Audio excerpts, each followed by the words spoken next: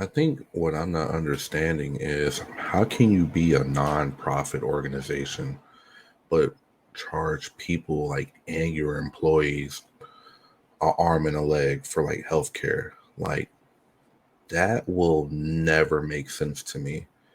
And then on top of that, you're taking in more than what you're taking in more money than what you're actually putting into the community in terms of like aid and stuff like that. Like that makes no sense to me at all. Like look at what's happening in Pennsylvania. Let's take a look, y'all. Not paying my family or the province. I should not be in medical debt to my employer. That's Nyla Payton. She's a mom of 3, and her employer is a nonprofit hospital. I'm giving blood, sweat, and tears to UPMC. Offer me to give my order money back to them. That's not right. UPMC is a healthcare giant. It employs more than 92,000 people, has an operating revenue of about $26 billion. Wow. And as a nonprofit, it's technically supposed to provide affordable healthcare to the people who need it most. But its flagship hospital recently made headlines for being the least charitable nonprofit hospital in the country. The CEOs of UPMC make millions, while its workers are barely making a living wage at all. There are plenty of people who have been completely failed by our medical system in the city. They have more money than they know what to do with for years.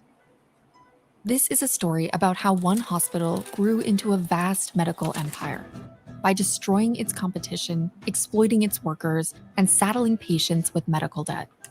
But So it's they're a also a monopoly. bigger story about how nonprofit hospitals across the country have transformed over the last few decades, from once charitable institutions into engines of profit.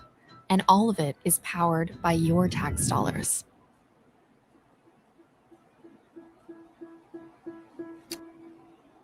Nonprofit hospitals have been around for a long time, but they used to have a noble mission. This is UPMC Presbyterian, the first UPMC hospital, founded in 1893. Like most hospitals at the time, it was largely focused on one thing: providing affordable medical care for anyone who needed it. Ain't looking like that 1900, nowadays. The vast majority of hospitals were charitable institutions. They were small community boards. They were religious hospitals and institutions. In theory, that's the reason why nonprofit hospitals are exempt from paying taxes. That benefit is an exchange for the idea that they're serving. Yeah, because the expectation is that you're going to help the people in the community, not amass all of this money and then keep it to yourself.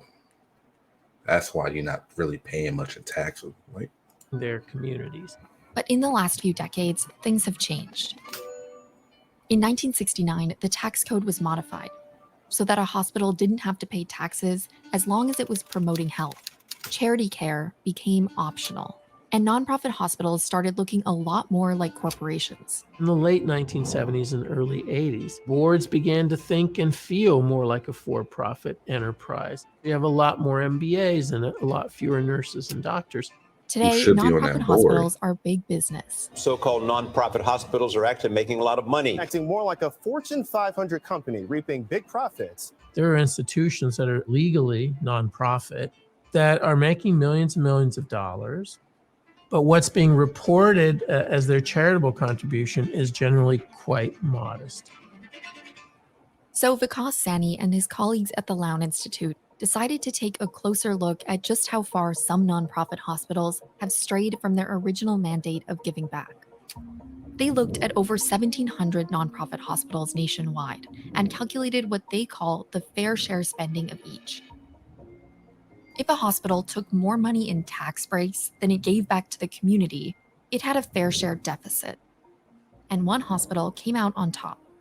UPMC in Pittsburgh has a fair share deficit for the whole system of $490 million. that's a That's lot a of lot money. of money. That would go a long way to affecting the health of the surrounding community, maybe the entire state. of Executives just Pennsylvania. eating that. Meanwhile, UPMC's former CEO made $12.9 million in 2021. It's a nonprofit hospital paying exorbitant executive Look at him. He pay. about to get mad. That's your judgment of it. I think my board determines what the appropriate compensation is for me and for all the other executives. Do you really In need that total, much money? top executives raked in $225 million in 2021, more than double what UPMC spent on charity care that year. That's enough money to keep hundreds of rural hospitals open, or to cancel the medical debt of hundreds of thousands of patients. Kind of scared to even look at these. Yeah, just go And ahead and put it's that underneath. crazy when you work for UPMC, you have to see UPMC doctors, but you're in medical debt to UPMC because they're your health plan. It's crazy. Roman was born June 5th, 2018. He was 8 pounds, 13 ounces.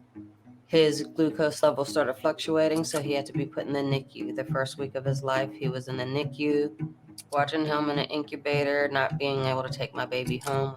It was heartbreaking. According to UPMC's own policy, Nyla should have received this care for free, given her income at the time. But she didn't. UPMC collections calling me, letting me They hit her with the I need my money today. know I owed over $1,000 in medical debt for my prenatal and postnatal care. Make you not even want to My have reaction kids. was, how am I going to pay this? I already don't make enough to make ends meet, but yet I have to figure out a way to pay these extra bills. And I hate to say it, but a lot of us workers, we don't do it intentionally, but we sweep those bills under the rug because we have And put other it in the bills that shredder. are at the forefront of our brains. A recent survey found that 36% of UPMC workers are in medical debt to their employer. UPMC is able to get away with this in part because it's the biggest gig in town. UPMC has ambitious plans for the future of Pittsburgh's medical community. In just the last 10 years, UPMC has Yeah, grown from plans to 12 hospitals to royally over screw 40. people over. Amazon leaped over the traditional retailing giants, and now Amazon, in fact, is retailing. UPMC desires to be the Amazon of healthcare. UPMC is now the largest healthcare provider in the state, and that gives it a lot of power over patients and over workers. In this city, there's one big name when it comes to where are the jobs, and that's UPMC. My name is Joel. I work at UPMC Children's as a nurse. I'm just hoping that the patient load isn't too wild right now. It's been a little up and down lately. After COVID, we were working with severely reduced staff. Those of us who were left were picking up new parts of the job, new expectations at work, obviously not for any new compensation. We've been told the whole time that help is coming, that things are going to improve. But that's just not the reality we've seen. My wife has noticed this. You're always either working or asleep. Yeah, I know. Not how I want it either, but you do what you have to. Understaffing is pervasive at UPMC, and it's only become worse as the hospital has gained more and more market power. This reality is exhausting for workers and potentially dangerous for patients.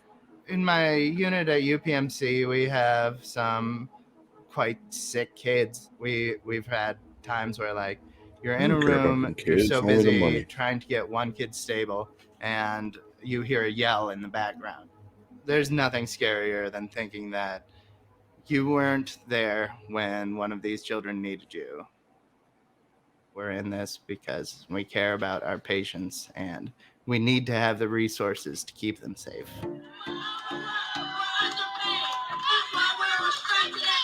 That was exhilarating. Very exhilarating. That was actually the day Summer Lee led us into the UPMC board meeting. This is a public entity. This is a charity. We have people who are literally outside throwing up because they are looking for the right to come in here to address this board. Here are these workers, largely low-wage workers, who have been organizing. They have been going up against this giant, and they're doing it on behalf of each and every one of us to make sure that they're safe staffing levels, to make sure that our family members, our loved ones, are receiving the care that they deserve from a world-class medical center like UPMC. Here we have an industry that's able to grow and grow and grow while leaving the very communities that it should be serving behind. In May 2023, a coalition of unions filed an antitrust complaint with the Justice Department, accusing too. UPMC of using its market power to harm workers. We need the DOJ to investigate UPMC. But even if UPMC started to face real accountability, it wouldn't solve everything. Because it's just one example of a much broader crisis. 3/4 of nonprofit hospitals are getting more in tax breaks than they're spending on communities. That's enough money to cancel the medical debt of 18 million Americans. And it's enough to raise big questions about who this system really serves and Not the what it will people. take to fight back. That's the union, baby. Once I found my voice, it was a thrilling thing. I am here to be a leader and make sure that we get what we need: safer staffing, affordable health care, a livable wage. We need to be heard. It's our time. I just think that's sad, and it just goes to show that, you know, money is the root of all evil. But y'all like, comment, subscribing. Y'all tell me what y'all think. Y'all have a good one. Wow.